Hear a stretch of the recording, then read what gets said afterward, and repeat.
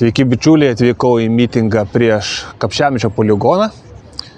Šiandien bus Seime svarstymas, dėl to mitingas daromas taip anksti. Kol kas dar truputėlį yra laiko iki mitingo pradžios. Matom, čia po truputį žmonės renkasi. Aišku, didelės gausos ir neverta tikėtis, nes vis tiek dienos metas, darbo laikas. Bet kas gali, tas ateina. Žiūrėsim, kiek šitų žmonių susirinks. Bandysiu pakalbinti atėjusius žmonės. Pažiūrėsiu vieną kitą, galbūt man pažįstamą ir protingesnį veidą, tai ir su juo pabendrausim, ką jie patys mano apie visus šitos ekscesus.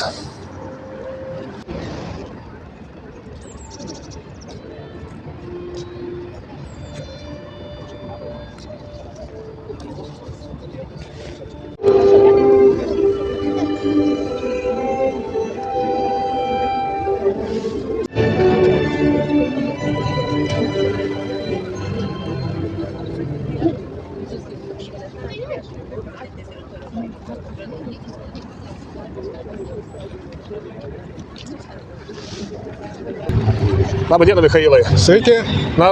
Mes eilinį kartą susitikome svarbiuose mitinguose, kurie čia vyksta Vilniuje. Ir ką Jūs manote apie šitą mitingą? Koks jo tikslingumas ar apskritai, kokios yra giluminės priežastys, kodėl reikalingas tas poligonas Kapčiamiestyje? Žmonių, kaip matome, susirinko nedaug.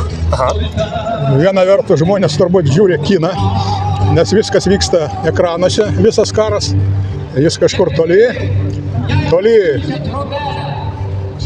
skrenda bombos, skrenda raketos, ūžia dronai, namų griuvėsiai, žmonių lavonai. Vienu žodžiu, mūsų atseit tai neliečia visas tas dalykas. Kita vertus, turbūt žmonės nusivylę, supranta, kad viskas jau nuspręsta dėl to poligono. Seimas nubalsuos, žinoma, nors gal šiek tiek balsų ir bus prieš. Bet iš esmės viskas jau padaryta. Iš viso, kalbant apie poligonus, reikia turėti omeny, kad mažai šaliai, kokia yra Lietuva, tai jau 8 ar 9 poligonas, jo tiek poligonų tai per sunki našta. Ir per sunki visom prasmėm. Visų pirma, žinoma, ir ekologijai, ir žmonių gyvenimo kokybei. Ir, reiškia, ardomas dirvožemio viršutinis sluoksnis ir cheminiais visokiais dalykais užteršiami vandenis, miškai, žemė, augalija. Visos bus ten ir kažkokios turbūt kūro nuotekos, triukšmas, stresai ir gyvūnijai, ir žmonėms, ir panašus dalykai. Vienu žodžiu, ekologiškai tai labai toks nepalankus dalykas. Ir gamtai, ir žmonėms, ypač mažoje valstybėje. Į tą poligonų klausimą reikia įsprausti į tokį bendresnį iš viso militarizavimo problemą. Militarizmas atsirado Napoleono III laikais Prancūzijoje. Jis sustiprėjo po Prancūzijos, Vokietijos, Prūsijos karo, paskiau visą Europą. Europoje prasidėjo tas militarizacijos vajus. Ir galų galiai jis atvedė į Pirmąjį, Antrą pasaulinį karus. Militarizmas visada, vėlgi, jeigu kalbame apie mažą šalį, jis ne tiek sprendžia saugumo klausimus, kiek menkina žmonių socialinį gyvenimą. Visada čia tenka rinktis, arba sviestas, arba patrankos. Ir didelės šalis, kurios turi savo kažkokių imperialistinių ambicijų, jų biudžeto dalį, jeigu nors ir didelė skiriama kariniams išlaidoms, bet vis tiek lieka labai daug kitiems dalykams. O mažoje šalyje biudžetos, jeigu skiriamas kariniams struktūroms kažkokioms ir kariniams reikalams, tai socialiniams dalykams lieka mažai. Viena iš priežasčių, tarp kitko, kodėl kyla kainos, kodėl vyksta kainų pasiutpolkė parduotuvėse, tai būtent militarizacija. Ir tą militarizacijos klausimą reikia įsprausti į dar tokį bendresnį kontekstą, turbūt karo ir taikos klausimą. Yra sena sentencija, civit pacem parabellum. Nori karo, nori taikos, ruoškis karui. Tai gal ir buvo teisinga anais laikais, kada buvo tokios karinės technologijos labai prastos. Bet dabar šitą sentencija neveikia. Dabar jeigu ruošiesi karui, tai karas galų galiai ir vyksta. Ir taip ir buvo visais naujaisiais laikais. Dabar reikia sakyti turbūt, kad nori taikos, tai ruoškis taikai. O tam, kad ruoštis taikai, reikia už ją kovoti. Va, bet kova tai rimtas dalykas, reikia ir tokiuose mitinguose dalyvauti, va, ir panašiai. Todėl manau, kad reikalai Lietuvoje linksta negerą kryptimi ir galime prisišaukti visokių negerų dalykų, nes daugiausiai tokioj situacijai nukenčia taip vadinamas pafrontės buferinės zonos, kurie ir yra Lietuva. Todėl pasisakyti prieš poligonus, tai reiškia pasisakyti ir prieš militarizmą, ir prieš karą. Pasisakyti už taiką. Man atrodo, tai yra visiškai normalus dalykas. Žmonės turėjo šeimos pusės ir šitos pusės. Paskaitykite tą dokumentą. Nu tai nebijau dabar galvoju, kas parašyta ant tiltų. Nu, jie irgi yra žmonės. Jie yra žmonės, jie yra piliečiai. Bet aš grįžtu į 88 birželio 21. Po to žmonės išsiskirstė. Mes keliese, Arvydas Juozaitis, Artūras Skučas, nešėme plakatus, kaip ir jūs šiandien turite plakatus, į Artūras Skučio darbovietę miesto statybos programą. Čia, finansų ministerija. Ir nors tada pabandė 3 milicininkai, aš pataisysiu, Saulis Skvernelis nebuvo kelių milicininkas, jis buvo kelių milicininkai. 3 milicininkai mus pabandė sulaikyti. Sako, žinot, čia ką tik įvyko vagystė. Ir jūs labai panašus į tuos vagis.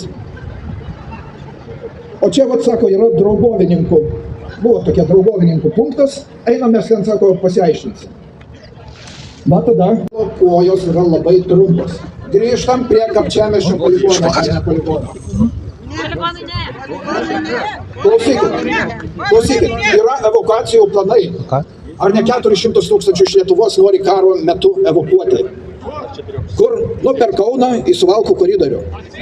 Tai ar 65 km mūšio zoną apsaugos?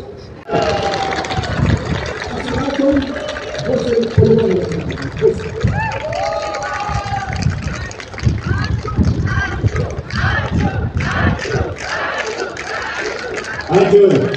Zigmas Vaičiūra. Ką šiandien turime? Jau yra antra stadija šito įstatymo. Plakatą pažiūrėsim. Tai yra šiandien Lietuvos Ir Seimas svarsto įstatymą. Lietuva ne poligonas. Su kariuomenė kursi darbo vietas. Aš nematau gerbiamos Miškinienės, bet jeigu jinai atsiras, tai mes mielai jai suteiksime žodį. O prie mane šiandien priėjo Albinas. Albinas iš Kapčiamiesčio. Jisai sako, jūs gal manęs nepažįstate, bet aš, sako, buvau Laisvės televizijos herojus. Tai malonu matyti jaunesnių veidų, nes dėja laikas nepatogus, pagrindė vyresnio amžiaus žmonės susirinkę. Tai iš jaunesnės kartos ir Vilnietis, nes vėlgi daug matau ir iš Vilniaus susirinkusių žmonių. Kas tave čia atvedė šitą protestą? Tai sveikas Mariau, tai esu Vilnietis, kaip minėjai, ir pats atėjau, nieks neatvedė už rankos, tiesiog jaučiu tokią kaip pilietinę pareigą, bent simboliškai sudalyvauti. Džiaugiuosi, kad galėjau, antradienis man irgi tuoj reikės į darbą važiuoti, vedu šachmatų būrelius, bet radau valandą šiek tiek. Tai tiesiog man buvo įdomu pasižiūrėti, kas kaip vyksta, kiek žmonių susirinks, kokie žmonės, smagu, kad draugus sutinku ir, kaip sakiau, svarbiausia, kad ir simboliškai tai vadinu, išreikšti pilietinę tokią poziciją. O kas pats tavo manymu, ar tų poligonų skaičius yra pakankamas, ar jau tikrai yra būtinas Lietuvoje dar papildomas, jau 9 ar 10 poligonas? Aš, kaip sakant, nesu ekspertas, kiek reikia ar nereikia, bet aš taip, nors aš baigęs studijavęs politikos mokslus, man svarbiausia yra skaidrumas, viešumas, skaidrumas. Ir man taip atrodo, čia galimai sakau žodį, kad dalykai nevyksta taip aiškiai, kaip turėtų vykti, ir aš abejoju, kad būtų reikalingas tas poligonas, nes yra 9, dabar 10 ir būtent tokiai vietoj, ir ką tas duos, aš abejoju, ar tai padidintų mūsų saugumą, gal net ir sumažintų saugumą, kaip geopolitinė prasme. Tai aš manau, kad reikalas neišdiskutuotas pakankamai, ne taip, nes yra interesai, aš taip jaučiu, vėlgi sakau, yra interesai dėl iš medžio kirtėjų, iš lobistų tam tikrųjų užslėptų ir visa kita. Tai aš tai norėčiau, kad žmonės spręstų, gyventojai, piliečiai, kaip mes norim gyventi, kaip mes su kuo bendradarbiauti ir va taip. Tokia mano nuomonė pozicija. Lietuvos miškų naikinimą. Neleisti, paversti jas pramonės ir karo zonomis. Kviečiu kalbėti nepriklausomos žiniasklaidos atstovą klaipėdietį Gediminą. Prašom.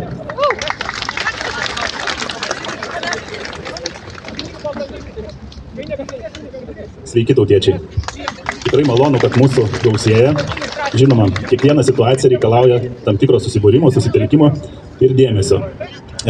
Antradienis, žinoma, nėra tokia diena, kad mes galime susirinkti, nes Vilniečiai, kurie gyvena iš biudžeto, dažniausiai tokius mitingus nevaikšto, nes čia nėra jų atstovaujamas interesas. Tokių Seimo narių ten turime daugiau, bet neturime įstaigų, arba tiksliau turime įstaigas, kurias turėtų jos gaudyti, bet jos to nedaro. Kaip ir mūsų, tarkim, policija, gerbiama, kad saugo mumis nuo mūsų pačių, o galėtų gaudyti išorius. Tai nieko nedaro. Bet tai tikriausiai tokie kaip Sbernelis policijos. Sveikas, mielas Kazimierai. Malonu matyti veteranus, kovotojus jau nuo daug metų, kurie vis tiek nepraranda vilties ir bando sustabdyti, na, ar bent jau pašreikšti savo poziciją vienu ar kitu klausimu. Kaip manai, poligoną turėsim Kapčiamiestyje? Aišku, turėsim. Turėsim. O viešpatie, o tai ką čia žmonės tada veltui susirinko? Ne veltui, bet aš įsivaizduoju, žmonės vis tiek jiem reikia išreikšti savo nuomonę. Na, aš dabar rašau knygą, vakar sakiau, Suvereno teismas. Nes visą prašau teismo procesą, suverenų judėjimą. Taip. Esmė ta, kad čia susirinko suverenai. Nesvarbu, kaip jie save vadina. Bet be individualaus suvereno negali būti kolektyvinio suvereno. Taip. Ir dėl to, jeigu savo valios neišreiškia, atsiriboji. Tai tas pats kaip šeimoje. Va tu šeimą turi, taiga žmonai pareiškia, dabar nesirūpinu šeimos reikalais. Aš einu kito būto ieškoti, va ten man lengviau susitvarkyti. Man neįmanoma. Ten reiškia, tu savo problemas perkelsi į kitą būtą, kitą vietą, kitą valstybę. Ir čia susirinko suverenai pasakyti, nesvarbu kiek jų bus, 3, 5, 10. Ir netgi rašydamas knygą labai gerai ištyrinėjau dėsnius socialinio konformizmo, politinio konformizmo, o kiekgi reikia, kad apsukti tą procesą. Tai yra skaičiai paskaičiuoti, kiek reikia kritinė masė, bet ta kritinė masė turi būti kaip vienas.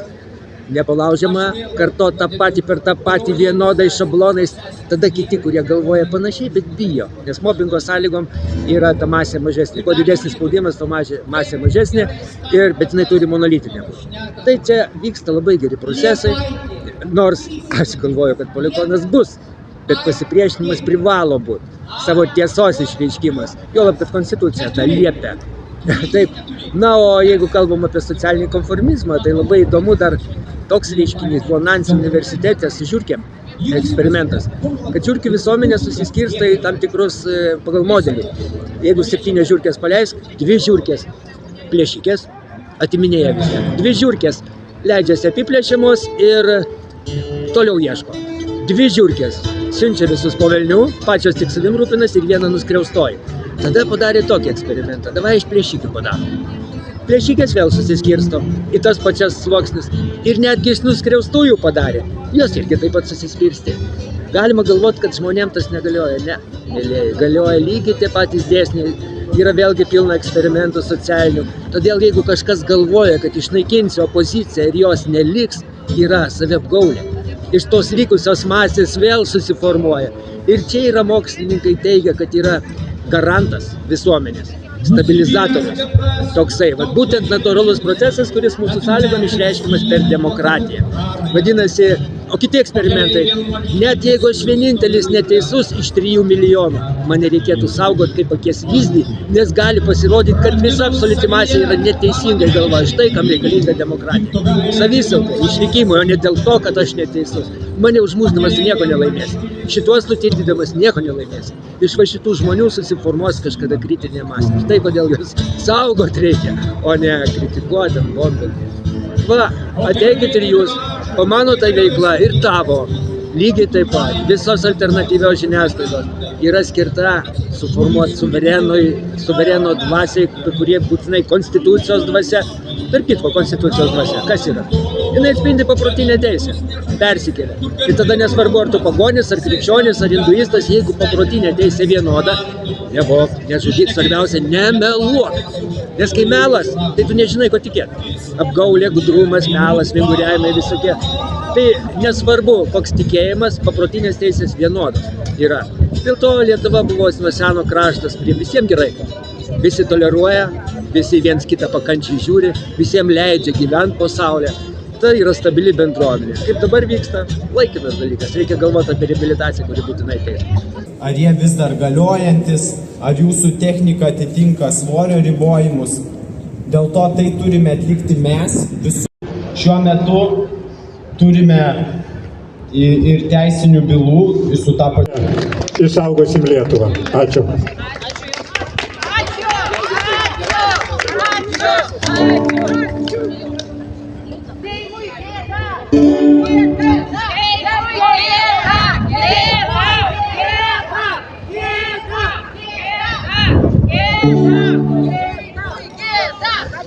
Sveiki, Kęstuti. Labą dieną. Kokiu tikslu atėjote čia tą mitingą ir kokią norėtume žinutę išnešti Seimo nariams?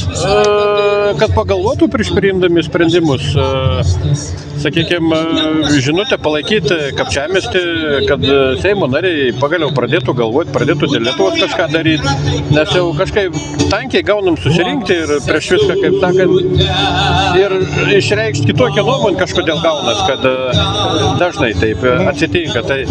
Tai ir todėl ir atvažiavam palaikyti. Kaip manote, Seimo nariai atsižvelgs į čia susirinkusių žmonių protestą? Nu, jie bijo iš tikrųjų, sakykime, bet poveikis priklaus, kiek mūsų susirinks. Kuo daugiau, to stipresnis. Nu, žiūrint, nebuvo labai jau didelis, tai turbūt nebijos gal jie mūsų daro. Bet atsižvelgti. Vis tiek bendrai Lietuvoje labai didelis gavos toks, sakykime, ažutiažas, kaip čia pasakyti. O kaip Jūs manote, jeigu dabar, tarkim, priima Seimas, kad poligonas bus, ką gali toliau žmonės daryti? Nu, gal, sakykime, gal pasiūlyčiau netgi tokią mintį šovę. Dabar ten, kaip minėjau, miškų ir už kiek ten 35 ar 50 milijonų. Tai gal tuos miškus sumokėti už darbą medkirčiam, o, pavyzdžiui, sakykime, tą visą sumą pardavus valstybei pervest. Man rodos, labai ta iniciatyva iškart nublės. Manau, kažkiek tai tokia gal pasiūlymą, gal kur reikia pinigų kažkam pridėti ar dar, o kodėl negali tai padaryti? Miškai tai vis tiek ten ir valstybinėje, ar kiek manau. Tai va tokie akcijai, manau, labai ir kitiem būtų toks, nebekil toks didelis norus tą tokį veiksmą atlikti, nelabai teisėta turbūt. Supratau, ačiū. Prašom. Tai ką, mėly draugai, grįžau pagaliau iš Vilniaus į Kauną. Dabar čia jau yra 6:30 kažkur tai. Bandysiu šiandien sumontuoti ir įdėti šitą vaizdo įrašą, jeigu matysite. Galbūt šiandien, o galbūt bus rytoj, balandžio 15. Kokie įspūdžiai apie tą mitingą? Na, aš mėgstu mitingus daryti taip, ne tai, kad stovėti ir filmuoti, kad ten kalbėtojai kalba. Man daug įdomiau iš tikrųjų apeiti per pačią tą susirinkusią minią, pasiklausinėti žmonių, kaip jie patys mano, juos pakalbinti, nes tie, kurie yra ant scenos, dažniausiai filmuoja ir kiti kanalai. Tai tą pačią galite Lauryno Ragelskio transliaciją pažiūrėti ir ten rodė sceną, kas ten kalbėjo nuo scenos. Įdėsiu nuorodą į pirmą komentarą. Nu, man tiesiog įdomu, grinai, ką patys žmonės galvoja, kokiu tikslu jie susirinkė ir ką jie tikisi iš to mitingo. Aš, aišku, iš to mitingo kažkokio stebuklo nesitikiu, kaip apskritai dėti kažkokios viltis į vieną ar kitą mitingą nėra racionalu, bet tai nereiškia, kad tu tą mitingą turi tiesiog lengva ranka nubraukti, kaip, tarkim, visiškai neveikiančią priemonę. Šį mitingų žiūriu kaip į priemonę, ne tai, kad ten kažkokį milžinišką politinį spaudimą valdžiai taikyti, tai manoma, nebent jeigu ateina 10 000 žmonių, bet mitingai yra gerai tuo, kad žmonės bendraminčiai, dažniausiai jie susitinka tuose mitinguose, gali vėl pabendrauti, atnaujinti ryšius, sukurti naujus ryšius, pasidalinti informaciją, viens kitą parodyti, viens kitą pareklamuoti, kurie yra mažesni kūrėjai. Viskas yra tame gerai ir to buvo, kad oras pakankamai geras, sveika išlysti lauką ir truputėlį pajudėti. Na ir be abejo, kaip ir sakė Kazimieras, kiekvienas turi parodyti savo tą poziciją, kai jis mano apie šalyje vykstančius įvykius. Be abejo, tą mitingą niekas nelabai atsižvelgė, nes jame buvo LRT bent jau rašė, kad 300 žmonių. Aš buvau iš tikrųjų mažiau suskaičiavęs, bet gal LRT sako, kad 300, gal ir tikrai 300. Ir aišku, tenais įvyko Seime balsavimas, ten virš 100 žmonių balsavo už, 11 prieš ir jisai vėl buvo tam Kapčiamiesčio poligonui pritarta. Aš dabar nežinau, kokia tolimesnė ten bus teisinė stadija. Ar ten toliau ir važiuos buldozerio, ar dar kažkokie bus Seime svarstymai, atvirai pasakius, labai neįsigilinęs. Bet tai čia nieko naujo, čia iš tikrųjų tas poligonas nuspręstas jau net ne Lietuvoje ir natūraliai jis bus einama link to, kad jis tenais būtų. Kokias išvados? Išvados tokios, kad, tai, kai ateina rinkimai, žmonės turi susitelkti ir išsirinkti tuos, kurie nenorės tų poligonų Lietuvoje. Tam, aišku, reikia dėti įdarbį, tam reikia po truputėlį telktis, ar žmonės tam pajėgus, vėlgi parodys laikas. Man pačiam, aišku, smagu atvykti tos mitingus, pamatyti senus veteranus, žmonės, kurie jau daug metų įvairiuose protestuose dalyvauja. Gaila, kad iš tikrųjų, jaunų žmonių šiek tiek atsiranda, naujų pantau, bet gaila tai, kad iš tikrųjų daug yra vyresnio amžiaus, jau veteranų, jau matosi gyvenimo daužytų. Iš kai kurių išgirstu tokias labai sudėtingas istorijas, kad jos vienais ar kitokiais būdais bando tarkoti, bando jas skelbti grėsmę nacionaliniam saugumui. Galbūt ateityje po to kai kurie norės prieš kameras visą tai papasakoti. Mano tikslas tiesiog eiti, sufiksuoti tokius atvejus, informuoti visuomenę, kad žmonės matytų, kad yra žmonės, kurie kovoja, ir žmonės, kurie bando. Na ir galbūt visas tas rodymas didins gretas tų žmonių, kurie galės prisijungti kartu prie mūsų. Faktas, aš sutinku, kad mitingo laikas tikrai buvo labai nepatogus, darbo diena, tikrai sudėtinga daugam atvykti. Bet standartiškai mitingė bent jau su tai žmonėmis, kuriais bendravau, buvo ne iš Vilniaus. Vilniečių, aišku, buvo kažkiek, bet neproporcingai daug būna žmonių iš kitų miestų, iš Kauno, iš kitų regionų.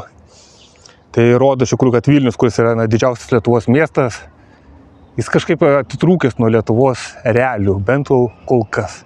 Matyti, reikia laukti didesnių krizių, kad žmonėms kiltų noras, kiltų sveikas pyktis, rinktis ir reikalauti vienokių ir kitokių veiksmų šios turinčios atstovauti valdžios. Man šiek tiek keistai atrodė, kad mitingė nemačiau aš pačios Kapčiamiesčio bendruomenės, nei pirmininkės, nei kitų ten šių žmonių, kurie iš tos bendruomenė tą sudaro. Jeigu ir buvo, tai gal nepastebėjau, bet kiek žiūrėjau, tai nemačiau. Nes sausio mėnesį tikrai įspūdingą renginį suorganizavo Kapčiamiestyje, žmonės susirinko iš visos Lietuvos. Aišku, buvo savaitgalis, bet buvo -17 šalčio ir tikrai tūkstančiai žmonių palaikė vietinių gyventojų, Kapčiamiesčio gyventojų kovą už jų išsaugojimą, jų teritorijos, nepaliestos, nesutartos poligonų. Tačiau dabar šiandien aš jų kaip ir nemačiau ir aš nežinau, kodėl toks gavosi kažkoks persiskirimas. Viena grupė daro, kita grupė kaip ir nedalyvauja, jų Facebooką pažiūrėjau, nemačiau kvietimo į tą mitingą, nemačiau jokios informacijos apie Seimo balsavimą, toks jausmas, kad bendruomenė nutilo. Aš aišku, negaliu sakyti, kas ten dėl ko įvyko, aš pilnai suprantu, kad jie patiria milžinišką spaudimą, bet aišku, išvadų be jų pačių pasakymų tikrai negaliu sakyti. Tiesiog esmė tame, kad pritrūko jų gausesnio įsitraukimo, pačios Kapčiamiesčio bendruomenės, gausesnio jų dalyvavimo, bandymo organizuotis galbūt tos pačias transporto priemonės, autobusus, kad kažkiek gausiau tų žmonių suvežtų. Nes dabar, kiekvienas važiavo savo pinigus, vyko, keliavo, protestavo, be abejo, vėlgi kaip visada, naudodami savo laiką, savo išteklius, o tie žmonės, kurie turėtų liesti šitą problematiką, jų kažkaip, vieną tik mačiau, toksai Albinas, toks yra vyresnio amžiaus, kuris ten buvo kai kuriuose vaizdo įrašuose apie Kapčiamiestį pasirodydavo, tai jį pastebėjau, dar man atrodo vyrukas iš kažkokios Girių asociacijos buvo ir toliau nepastebėjau nieko iš Kapčiamiesčio.